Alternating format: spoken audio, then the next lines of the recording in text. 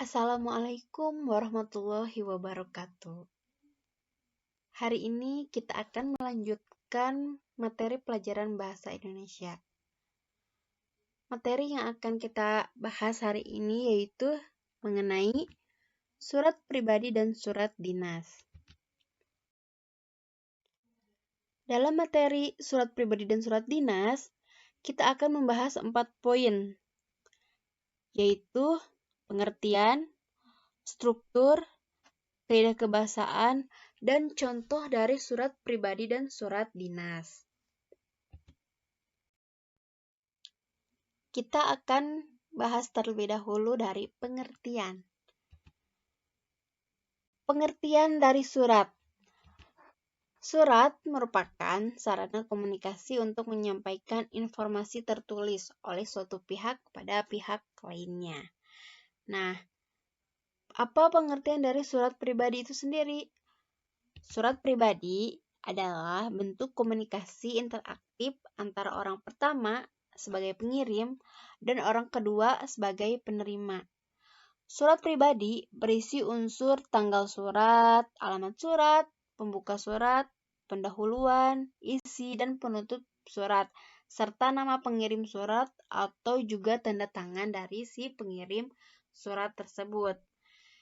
Isi surat pribadi berkaitan dengan masalah pribadi.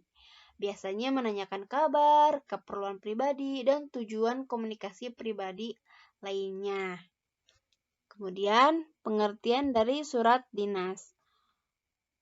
Surat dinas yaitu surat yang berisi masalah kedinasan ataupun pemerintahan. Biasanya ditulis oleh suatu instansi kepada siapapun yang berhubungan dengannya. Nah, surat pribadi ini biasanya akan berkaitan dengan masalah pribadi. Lain halnya dengan surat dinas. Surat dinas biasanya akan dikeluarkan atau dikirim dari instansi tertentu, baik itu instansi pemerintah ataupun instansi lainnya. Kita lanjut ke struktur. Apa saja sih struktur dari surat pribadi? Nah, struktur dari surat pribadi yaitu ada tempat dan tanggal penulisan, ada salam pembuka, isi tentunya, kemudian penutup, salam penutup, dan nama lengkap serta tanda tangan dari si pengirim surat pribadi itu sendiri.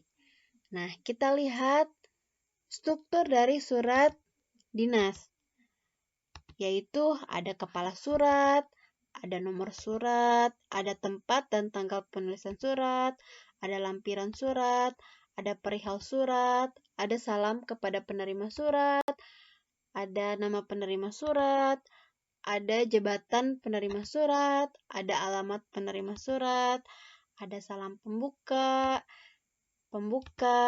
isi tentunya, penutup, salam penutup, nama lengkap, serta tanda tangan pengirim surat, dan nomor registrasi pengirim surat. Yang terakhir yaitu ada tembusan surat. Nah, ini merupakan struktur dari surat dinas. Perbedaan yang mencolok dari surat pribadi dan surat dinas ini yaitu jika dalam surat dinas itu ada kepala surat, nomor surat, lampiran, perihal, tembusan, dan yang lainnya. Jika di surat pribadi itu tidak ada, hanya ada tempat dan tanggal penulisan, dimulai dari tempat dan tanggal penulisan. Surat dinas itu harus memiliki kepala surat, nomor surat, perihal, dan sebagainya. Itu bagian yang menonjol yang membedakan antara surat pribadi dan surat dinas. Kemudian kita akan melanjutkan ke kaidah kebahasaan dari surat pribadi dan surat dinas. Nah, kaidah kebahasaan dari surat pribadi yaitu yang pertama, pilihan kata sapaan bersifat pribadi. Yang kedua, bahasa surat pribadi tidak formal tetapi santun. Yang ketiga, pilihan ragam bahasa tergantung siapa penerima surat. Yang keempat, menggunakan sapaan. Yang kelima, menggunakan kata ganti orang pertama untuk pengirim surat dan kata ganti orang kedua untuk si penerima surat. Nah, itu merupakan kaidah kebahasaan dari surat pribadi. Kemudian, kaidah kebahasaan dari surat dinas itu apa saja? Nah, kaidah kebahasaan dari surat dinas yaitu adanya pilihan kata sapaan yang bersifat formal dan bahasanya itu baku, menggunakan bahasa ragam baku. Jadi yang membedakan antara surat pribadi dan surat dinas dari segi kaidah kebahasaan yaitu penggunaan bahasa yang formal dan non-formal. Biasanya surat pribadi itu tidak terlalu formal, tetapi jika dalam surat dinas itu menggunakan bahasa yang formal.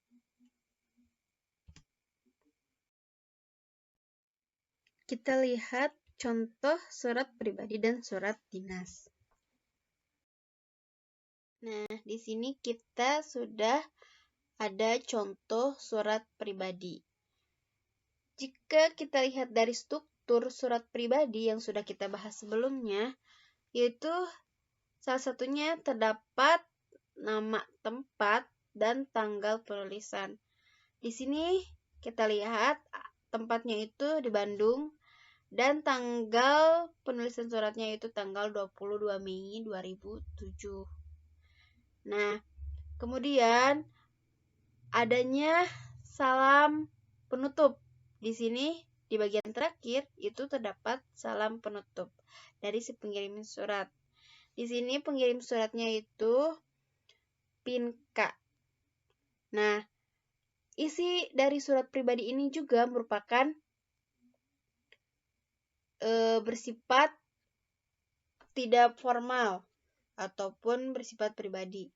Di sini dicantumkan kalau si pengirim surat ini akan datang untuk menghadiri ulang tahun si pengirim surat. Seperti itu. Kita lanjut ke contoh. Kemudian kita lihat contoh dari surat dinas. Jika kita lihat dari strukturnya tadi, hal yang mencolok dari surat pribadi dan surat dinas ini yaitu adanya kepala surat, nomor surat, dan lampiran surat. Jika di surat pribadi itu tidak ada kepala surat, nah di surat dinas ini harus ada kepala surat.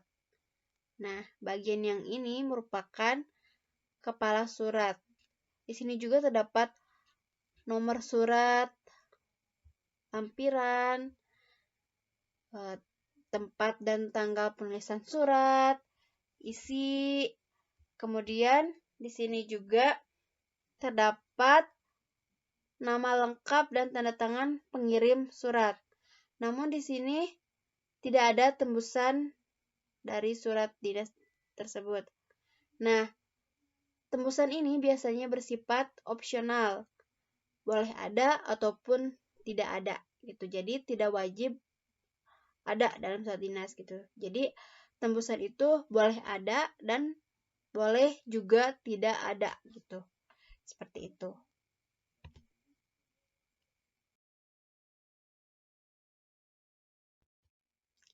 Terima kasih sudah menyimak pembelajaran pada hari ini. Nanti kita akan lanjutkan materi selanjutnya di pertemuan selanjutnya.